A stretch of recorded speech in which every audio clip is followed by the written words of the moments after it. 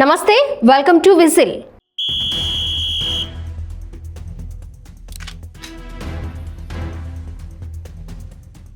ఆదివారం వచ్చిందంటే వంటగదిలో చికెన్ గుమగుమలాడాల్సిందే.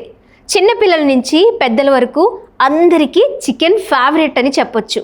మటన్ తినని పిల్లలు సైతం కోడి కూరను ఎంతో ఇష్టంగా లాగించేస్తారు.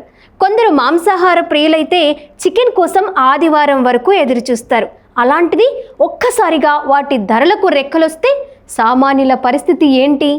యుద్ధం కారణంగా ఇప్పటికే పలు సమస్యలు ఎదుర్కొంటున్న వారికి వేసవి వేళ కోళ్ల ఉత్పత్తి తగ్గి ధరలు పెరగడం మరో భారంగా కనిపిస్తుంది.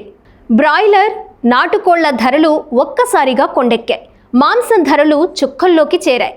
మొన్నటి వరకు కిలో 160-180 రూపాయలు ఉంటే ప్రస్తుతం 400 వరకు చేరింది. స్కిన్లెస్ ఇంకా ఎక్కువ ధరకే విక్రయిస్తున్నారు. ఒక పక్క దాణా ధరలు పెరగడం, మరో పక్క వేసవి సమీపిస్తుండటంతో కోళ్ల ఉత్పత్తి తగ్గడమే ఇందుకు కారణమంటున్నారు. అనూహ్యంగా పెరిగిన రేట్లతో ప్రతి ఆదివారం మాంసాహారం తినే ప్రియులకు షాక్ కొట్టినట్లవుతుంది. ఎందుకు రేట్లు పెరిగాయని అడిగితే విక్రయదారుల నుంచి సరైన సమాధానం రావడం లేదు.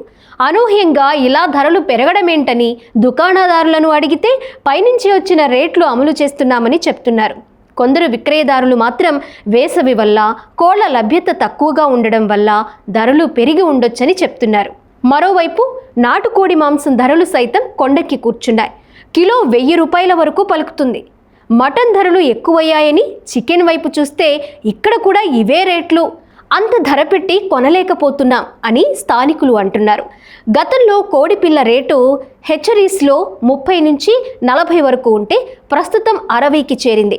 దీనికి తోడు కోడి మాంసం వల్ల బర్డ్ ఫ్లూ వస్తుందన్న ప్రచారంతో పౌల్ట్రీ రైతులు బ్రాయిలర్ కోళ్లను పెంచేందుకు ఆసక్తి చూపడం లేదు. దీంతో ఉత్పత్తి గణనీయంగా తగ్గినట్లు తెలుస్తోంది.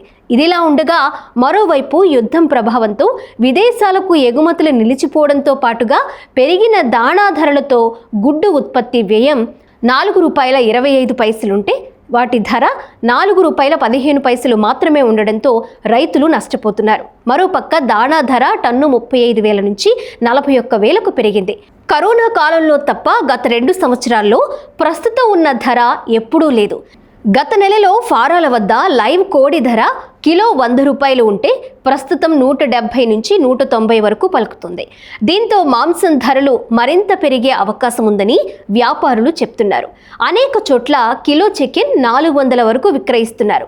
చికెన్ డిమాండ్కు తగ్గట్లుగా ఉత్పత్తి లేదు. వేసవి కాలం కావడంతో ఉష్ణోగ్రతలు ఇంకా పెరిగిపోతే కోళ్ల ఫారాల్లో ఉన్న కోళ్లు కూడా ఉక్కపోతకు గురై మృత్యువాత పడి ధరలు మరింత పెరిగే అవకాశం ఉందని రైతులు చెప్తున్నారు.